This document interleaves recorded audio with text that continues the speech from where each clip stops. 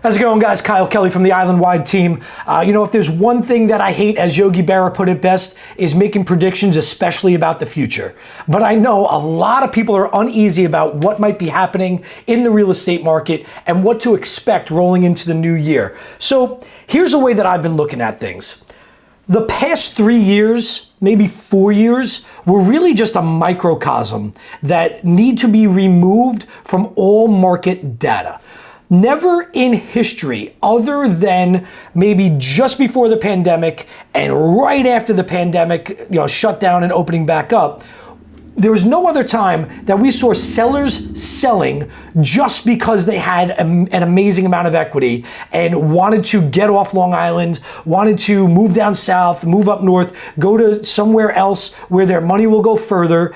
And we never saw buyers buying just because interest rates were super low, right? So that is like really just a microcosm of what happened the past 3 to 4 years. Is sellers were selling just because they could put so much money in their pocket, and buyers were buying because it didn't matter the price. When interest rates were so low, they'd be foolish not to buy.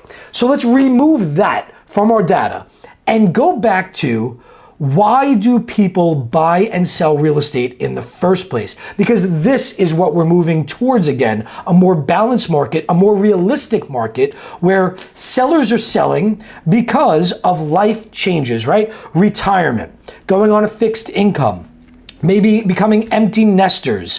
Maybe there was a death in the family. Maybe the family is growing. And they need more space, right? These are the reasons people typically sell, and people typically buy for same reasons. Maybe they got a better job. Maybe their family's growing. Maybe they need more space. Maybe they want to move from an apartment to a house. There's usually life changes, right? Marriage, divorce, death, birth. These are really the driving factors of why people buy and sell a home. Not, oh, I have a tremendous amount of equity, or, oh, interest rates are really low, I should pull the trigger now. So we're gonna get back to a norm. Now, what does that mean? I started looking at numbers going back as far as 2002, going right into the bubble of 3, 4, 5, the crash of 6, 7, 8, looking again at 9 to 12, 12 to 15, really just breaking them down into segments of the market. And I foresee, based on the data, based on the history of average amount of transactions year over year on Long Island and Nassau and Suffolk County, I foresee our total volume being cut in half in the next year to year and a half. Total volume, total amount of transactions being cut in half in the next year to year and a half.